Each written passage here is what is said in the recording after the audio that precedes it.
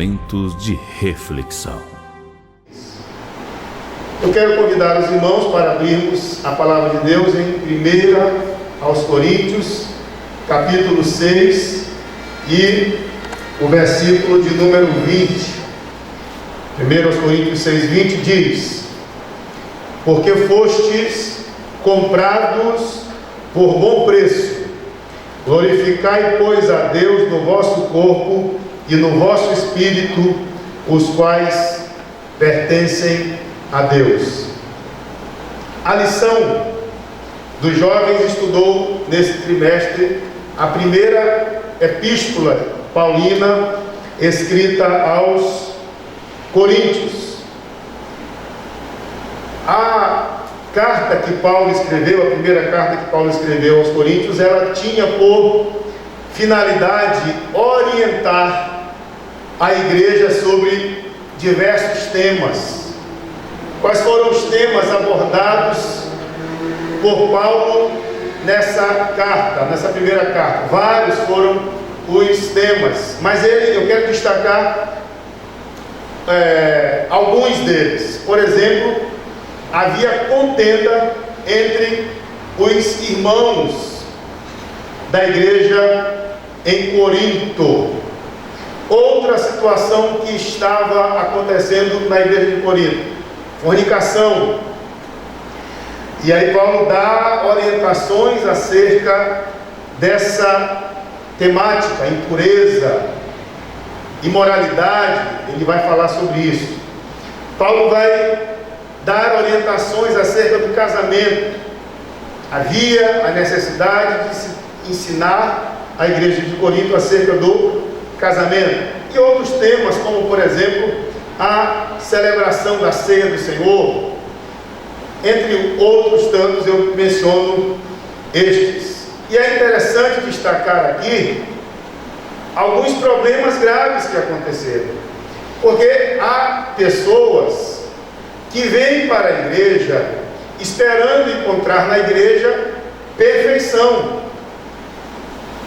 Acontece que a igreja é feita de homens e mulheres tão imperfeitos quanto qualquer outra pessoa, mas somos pessoas que fomos alcançados pelo poder de Deus, aceitamos a Jesus como Senhor e Salvador e estamos no processo de santificação. Portanto, não somos perfeitos e na igreja, vez por outra, vai se encontrar algum problema, alguma situação. Então ninguém venha para a igreja achando que vai achar um lugar perfeito, porque na igreja só tem um que é perfeito. Quem é ele? É Jesus. Então vai acontecer situações em que irmãos vão falhar, irmãos da igreja vão se envolver em uma situação que vai merecer orientação pastoral. E aí uma outra verdade: toda a igreja é liderada por um pastor, constituída por um pastor que Deus denomina ou chama, por exemplo, lá em Apocalipse, do anjo da igreja, de anjo da igreja, aquele que cuida da igreja, aquele que foi posto por ele para cuidar da igreja. E é interessante saber o cuidado pastoral de Paulo para com a igreja de Corinto. Vamos ver que Paulo aqui vai incentivar que os crentes salvos na pessoa de Jesus devem buscar a maturidade espiritual. Ninguém imagina uma criança, um bebê recém-nascido, ficar a vida inteira recém-nascido, mamando, dependendo completamente da mãe. Vai chegar um momento em que a criança não vai mais mamar, vai comer. Os dentinhos vão nascer e ele precisa mastigar, fazer com que os dentes se desenvolvam.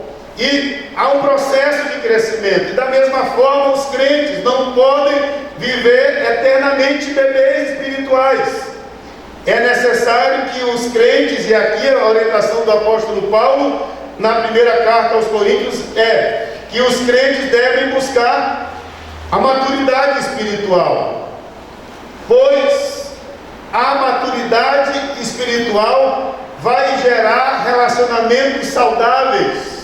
Crentes que sabem se relacionar em todas as circunstâncias, tanto com Deus, tanto quanto com os irmãos, assim mesmo com as pessoas que não estão dentro da igreja. A maturidade espiritual vai nos proporcionar relacionamentos saudáveis. Este é um dos objetivos de Paulo ao escrever a primeira carta aos Coríntios. E além disto, a maturidade promove unidade na igreja. Glória a Deus. Isso ele vai ministrar, ele vai falar, uma vez que ele detecta situações na igreja de Corinto, as quais já mencionei e vou daqui a pouquinho tratar de forma mais específica. Corinto era uma cidade grega que era muito destacada, muito famosa nos tempos do apóstolo Paulo, rica, uma cidade próspera e que também tinha uma característica específica. Em Corinto estava o grande templo da deusa Afrodite, que era, nós sabemos, uma deusa que estava relacionada à promiscuidade, à imoralidade, onde lá as pessoas iam cultuar e tinham prostitutas cultuais com as quais eles mantinham relações explícitas, relações sexuais que faziam parte da adoração no templo de Afrodite.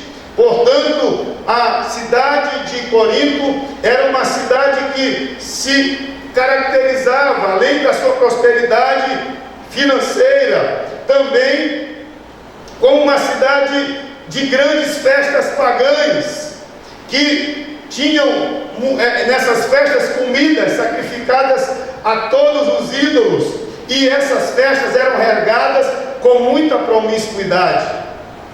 Lá em Corinto se valorizava muito a filosofia, a sabedoria filosófica, que eles entendiam que era a fonte de libertação. Era nesse cenário, era nesse contexto que Paulo escreve a sua primeira carta aos Coríntios, para orientar os crentes que estavam em meio a uma sociedade corrompida, perversa, idólatra, imoral, promíscua, e a igreja estava ali não para se misturar com os costumes e as práticas pecaminosas de Corinto, mas para influenciar, para fazer a diferença, para mostrar que a igreja ali era sal e era luz, para fazer afugentar as trevas daquela cidade. Glória a Deus. Paulo então detecta na sua carta alguns problemas. Como o tempo não vai nos permitir, nós vamos elencar apenas três problemas que foram detectados por Paulo, e problemas estes que demonstravam que aquela igreja ainda não havia alcançado a maturidade espiritual.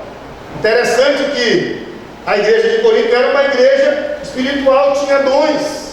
Era uma igreja que profetizava, tinha gente que profetizava, tinha gente que falava línguas dos anjos, tinha gente que tinha dons, mas havia na igreja problemas graves que nós vamos mencionar aqui. Por exemplo, e aí relacionados à imaturidade espiritual. Todo crente, ainda que ele seja cheio do Espírito Santo, cheio de poder, cheio de dons, ele precisa buscar a cada dia o crescimento espiritual, a maturidade cristã. Paulo encontrou, por exemplo, no capítulo 1, se você puder acompanhar, a partir do versículo 10, sinais de divisões e partidarismos lá na igreja em Corinto, quando ele diz assim: rogo-vos, porém, irmãos, pelo nome de nosso Senhor Jesus Cristo, que digais todos uma mesma coisa, que não haja entre vós dissensões, antes sejais unidos em um mesmo sentido, em um mesmo parecer, porque a respeito de vós, irmãos meus, me foi comunicado pelos da família de Clóe que há contendas entre vós, Quero dizer isto, que cada um de vós diz: eu sou de Paulo, eu sou de Apolo, e eu de Cefas, e eu de Cristo. Então Paulo está aqui diagnosticando um partidarismo dentro da igreja. Se você for ao capítulo 3, a partir do versículo 6, você vai ver outro sinal de divisão e partidarismo dentro da igreja. Alguém diz eu, Paulo diz eu plantei, Apolo regou, mas Deus deu o crescimento. Mas no versículo 5 ele vai dizer: pois quem é Paulo e quem é Apolo, senão ministros pelos quais crestes, e conforme o que o Senhor deu a cada um. Aí ele diz: eu plantei, Apolo regou, mas Deus deu o crescimento. Pelo que nem o que planta é alguma coisa, nem o que rega, mas Deus que dá o crescimento. Ora, o que planta e o que rega são um, mas cada um receberá o seu galardão segundo o seu trabalho, porque nós somos cooperadores de Deus. Vós sois a lavoura de Deus e edifício de Deus. Então veja que Paulo, nesses dois textos, detecta que havia partidarismos. E isso é muito grave, isso é muito danoso para a igreja. Note que uma das marcas principais da igreja de Cristo é justamente a unidade, a perseverança de propósitos, como aquelas características que nós vamos ver lá em Atos 2:42, que diz que a igreja perseverava na doutrina dos apóstolos, na comunhão, no partido do pão e nas orações. E você vai ver que ali, até o versículo 47 de Atos 2, você vai ver que a igreja, justamente por esta marca de ser uma igreja que tinha unidade e perseverança de propósitos, era uma igreja que caía na graça do povo. O povo olhava para a igreja e via unidade. O povo olhava para a igreja e via perseverança dos propósitos. Não abria-se mão da doutrina dos apóstolos. Os ensinamentos que os apóstolos passavam, eles não abriam mão. Eles não abriam mão das orações, não abriam mão da comunhão e do partir do pão. Era uma igreja que perseverava nos seus propósitos. E em Corinto, justamente aquela igreja que vivia em meio a uma sociedade onde prevalecia a cultura grega, a cultura romana, que valorizava o poder aquisitivo das pessoas, que valorizava as classes sociais, justamente indo na contramão das características essenciais da igreja, que é a unidade.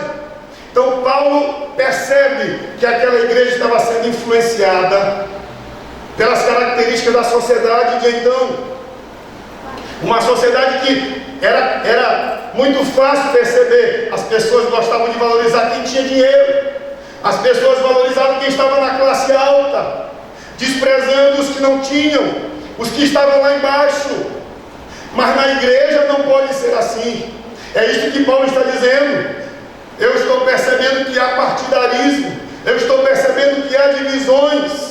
E conforme ele mesmo vai escrever no livro de Gálatas, no capítulo 3 e no versículo 28, você vai ver que ele vai dizer: nisto não há judeu, não grego, não há servo nem livre, não há macho ou fêmea, porque todos vós sois um em Cristo Jesus. Na igreja não pode haver partidarismo, todos nós temos o mesmo valor perante Deus. Aleluia! Louvado seja o nome do Senhor. E assim também os crentes que fazem, que cooperam, que trabalham na causa do mestre, o pastor, os auxiliares, assim como Paulo, que pregou o evangelho e ganhou os crentes de Corinto, como Apolo, que veio depois, que discipulou, que os ajudou. Paulo está dizendo: nem eu, nem Apolo somos alguma coisa, mas o que é importante é aquele que dá o crescimento, que é o nosso Deus. Louvado seja o nome do Senhor para sempre. Então ele está dizendo que os crentes não poderiam ser influenciados pelas características da sociedade em que eles estavam inseridos. Não, mas eles deveriam mostrar para eles que a igreja tem identidade, a igreja tem uma característica, e a característica da igreja é viver em unidade, é viver em perseverança propósitos da igreja. Louvado seja o nome do Senhor. Primeira situação que ele enfrentou, mas ele combateu. Ele não deixou passar. E a importância dos pastores, a importância da liderança da igreja, porque se a igreja não é perfeita, tem problemas. Mas aqui está o pastor para orientar você que não é perfeito. Você deve se lançar na dependência daquele que é perfeito, que é Deus, que é Cristo Jesus, o nosso Senhor. Glória a Deus. A segunda situação que Paulo encontra, nós vamos ver no capítulo 5. Veja aí, 1 Coríntios, capítulo 5. Mais alguma coisa que estava contrariando as características da igreja verdadeira. A partir do versículo 1, você vai ver Paulo dizendo: geralmente se ouve que há entre vós fornicação. O que é a fornicação? Relação sexual ilícita. E aqui era uma relação gravíssima, porque ele vai dizer fornicação tal que nem ainda entre os gentios, como é de haver de quem abuse da mulher de seu pai.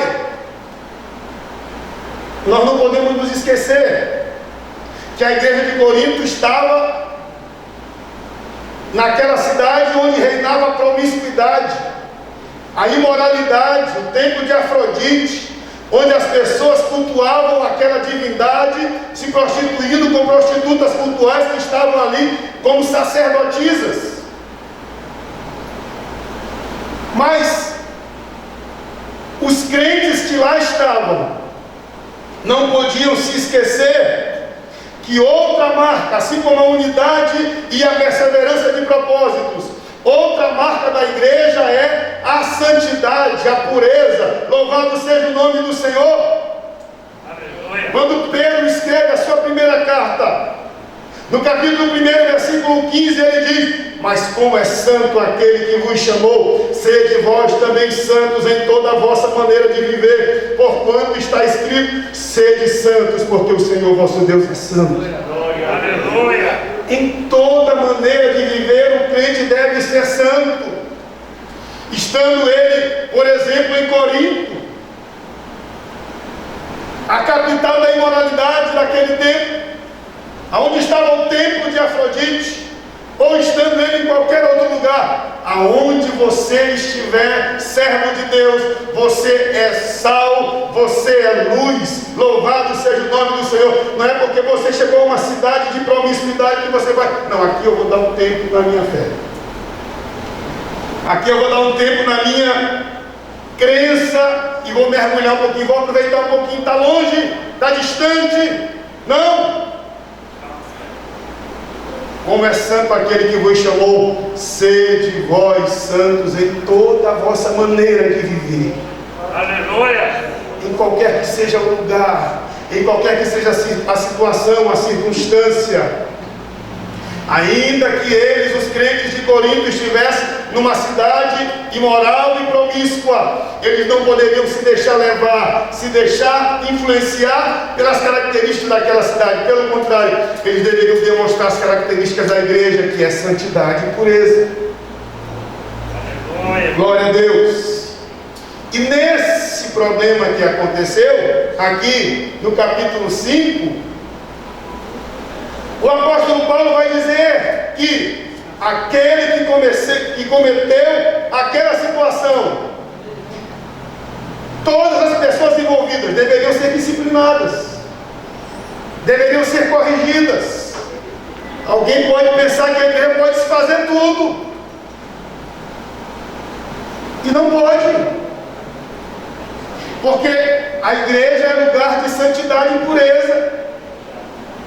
Mas pode acontecer que alguém incorra em tais situações, e a recomendação do apóstolo Paulo é: este tal deve ser disciplinado, deve ser corrigido. E aqui uma verdade para a igreja: a disciplina bíblica, ela é um dos elementos da igreja, que faz a igreja, tem alguns objetivos na igreja. Por exemplo, a disciplina na igreja é uma forma de tratamento e cura espiritual para as pessoas que estão envolvidas naquele erro.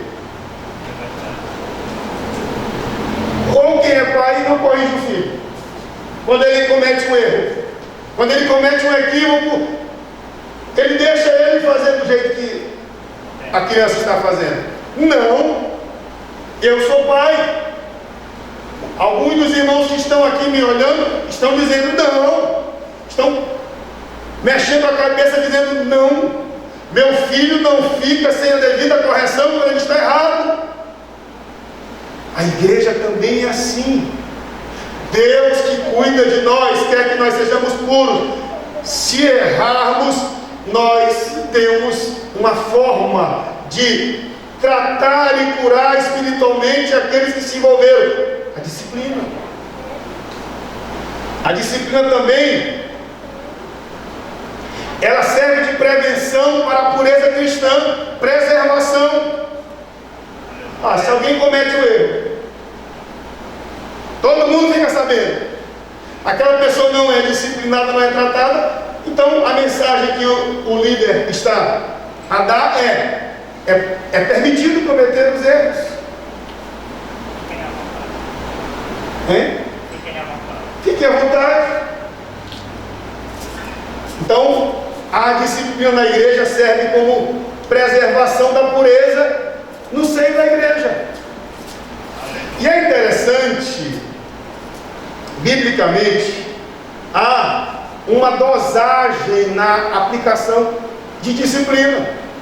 Se você olhar o que Jesus fala em Mateus 18, a partir do versículo 15, você vai ver Jesus dizendo: ora, se teu irmão pecar contra ti, vai e repreende-o entre ti e ele só. Se o problema foi só entre duas pessoas, o problema deve ser resolvido entre as duas pessoas. É isso que Jesus está dizendo. Depois ele vai falar: se te ouvir, ganhaste teu irmão. Verso 16: mas se não te ouvir, leva ainda contigo um ou dois, para que pela boca de duas ou três testemunhas toda a palavra seja confirmada. Precisou de mais alguém para dizer: olha, tem que ter testemunho. Eu estou querendo resolver o problema, mas ele não quer resolver. Mas aí não fica aí. Versículo 17: e se não as escutar, diz-o à igreja. E se também não escutar a igreja, considera o gentil publicano. Aí não dá, tem mais jeito. Não quer correção, então deixa ele para lá. Mas veja que há uma dosimetria, há dosagem no tratamento da disciplina da igreja. Não é todas as situações que são expostas, depende da repercussão. Se é um problema que agravou a sociedade, a igreja, então a disciplina deve ser mesmo proporcional à situação. É o que Jesus está ensinando. E eu quero finalizar este item com aquilo que Paulo disse quando escreveu a sua primeira carta, no capítulo 6, nos versículos 19 e 20. Porque estava havendo promiscuidade e imoralidade. E Paulo vai dizer o seguinte: ou não sabeis que o vosso corpo é templo do Espírito Santo que habita em vós, proveniente de Deus, e que não sois de vós mesmos, porque foste comprado por bom preço. Glorificai, pois, a Deus no vosso corpo e no vosso espírito, os quais pertencem a Deus. A nossa vida, a nossa existência devem servir para a glória de Deus. Louvado seja o nome do Senhor.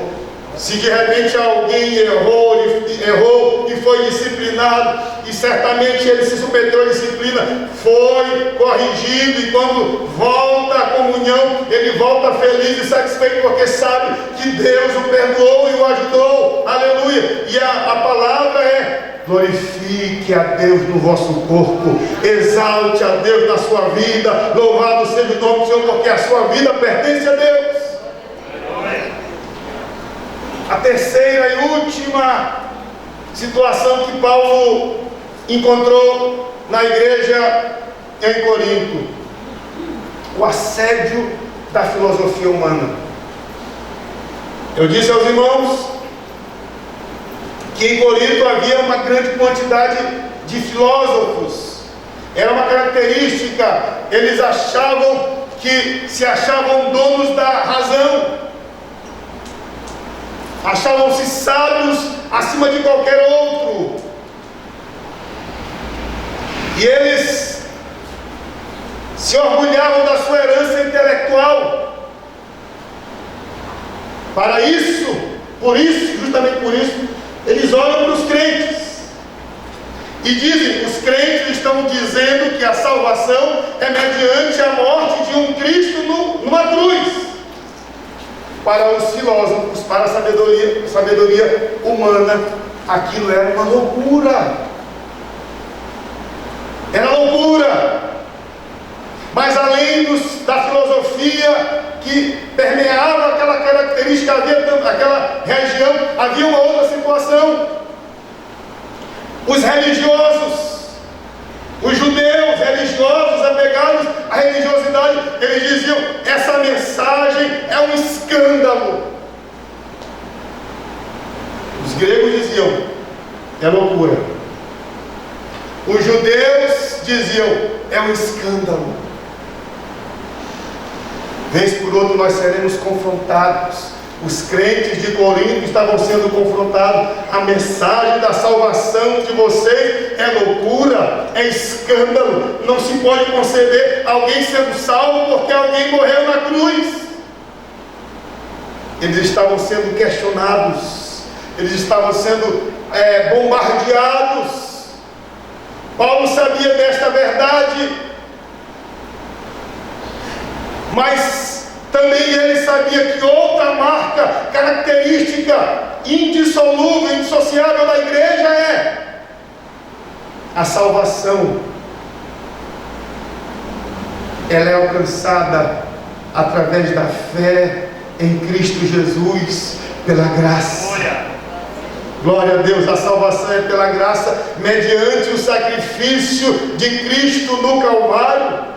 Sobre isto Paulo vai dizer em Efésios capítulo 2, a partir do versículo 4: mas Deus, falando da nossa situação pecaminosa, diz: mas Deus, que é riquíssimo em misericórdia, pelo seu muito amor com que nos amou, estando nós mortos em nossas ofensas, Ele nos vivificou juntamente com Ele e nos fez assentar em lugares celestiais em Cristo Jesus, para mostrar nos séculos vindouros as abundantes riquezas da sua graça, pela sua benignidade para conosco em Cristo Jesus. E no versículo 8 ele vai dizer: pela graça sois salvos por meio da fé, e isto não vem de vós, é dom de Deus. Aleluia! Aleluia! Se você olhar no capítulo 1 da primeira carta aos Coríntios, a partir do versículo 18, você vai ver Paulo dizendo: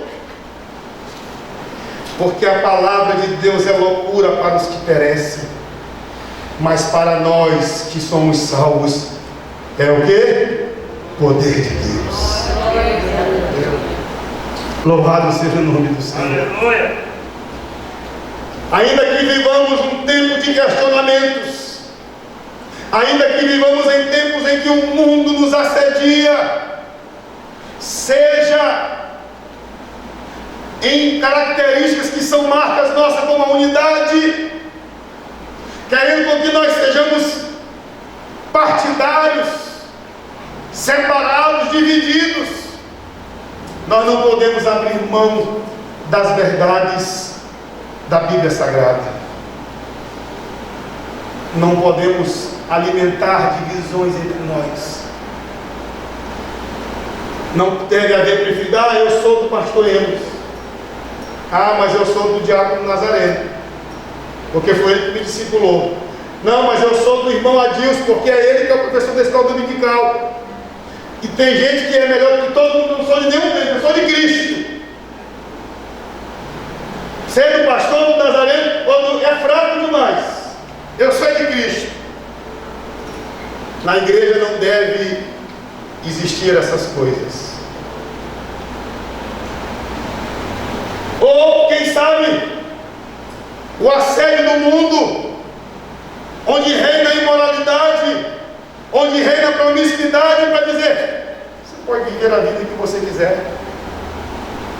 O que que tem? Tem nada não. Faz mal não. E quando a gente olha para a Bíblia, ele diz, não. Como é santo aquele que vos chamou, seja vocês santos também em todo o vosso procedimento, tudo que vocês fizerem. Então, enquanto o mundo estiver com seus apelos, querendo que nós vivamos uma vida de relativismo, nos entregando à promiscuidade e à imoralidade, nós não podemos abrir mão da característica da Bíblia, da palavra, dos ensinamentos do Senhor, que nos diz que devemos ser santos, porque Ele é. Glória a Deus, aleluia. Ou quando formos questionados acerca da nossa salvação, pelo sistema filosófico, pelas verdades que se disseminam nos nossos dias, nós devemos dizer, não abrimos mão da nossa verdade. Nós pregamos Cristo crucificado. Ele pode ser escândalo para os judeus, ele pode ser loucura para os gregos, dizia o apóstolo Paulo, mas para os que são chamados, tanto judeus como gregos, lhes pregamos a Cristo, o poder de Deus e a sabedoria de Deus. Aleluia. Deus se revela de uma forma que os homens não entendem. E ele vai dizer, na loucura de Deus, ela é mais sábia do que a sabedoria dos homens. Se eles acham que isso é loucura, essa loucura que eles denominam, ela é mais sábia do que qualquer sabedoria humana. A igreja de Cristo será sempre assediada de alguma forma, mas o que nos vai fazer vencer toda e qualquer proposta é buscarmos nos alimentar da palavra, é buscarmos receber as orientações da palavra, é perseverar na doutrina, é perseverar na oração, na comunhão, no partir do pão, e não abrir mão daquilo que nós aprendemos da palavra. Aleluia. Glória a Deus. Ainda que o mundo venha com seus apelos, a palavra de Deus vai ser antídoto contra qualquer ensinamento errado. A palavra de Deus vai ser alimento que vai nos tornar maduros, suficientes para enxergar o que é bom e o que é ruim. Não vamos ser sempre ou continuar sempre meninos na fé. Nós vamos amadurecer, vamos ter posicionamento. É isso que o apóstolo Paulo escreve na sua primeira carta aos Coríntios.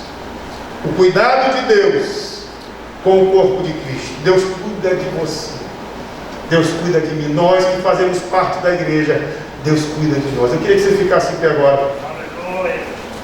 Glória a Deus, o nosso tempo se findou e eu preciso orar pela igreja.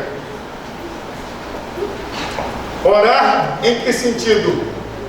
Que não abramos mão das marcas da igreja de Cristo. Quais são elas? Uma igreja que vive e persevera na unidade e nos seus propósitos. Quais são os propósitos da igreja? Sarar, cuidar de vidas, abençoar famílias, retirar as pessoas lá das trevas e trazer para a luz. Não abra mão destes propósitos. Mas nunca se esqueça de uma coisa: quem cuida de você e da sua família é Deus. Deus tem cuidado para com a sua igreja. Glória a Deus. E nós vimos isso na mensagem da primeira carta de Paulo aos Coríntios. Curva a sua cabeça nesse momento. Senhor nosso Deus e nosso Pai, como é bom saber que o Senhor cuida de nós. Apesar de sermos imperfeitos, apesar de estarmos sujeitos a falhas e erros, mas o Senhor sempre tem cuidado para que nós andemos pelo caminho da verdade. Ó Deus, muito obrigado pelo teu cuidado para comigo, com a minha família. Muito obrigado pelo teu cuidado para para com a tua igreja. Cada família aqui representada, é o Senhor quem cuida de nós, querendo que nós sejamos salvos, querendo que nós sejamos santos, querendo que nós vivamos em unidade, querendo que nós vivamos em perseverança de propósitos, não abrindo mão da nossa salvação em Cristo Jesus.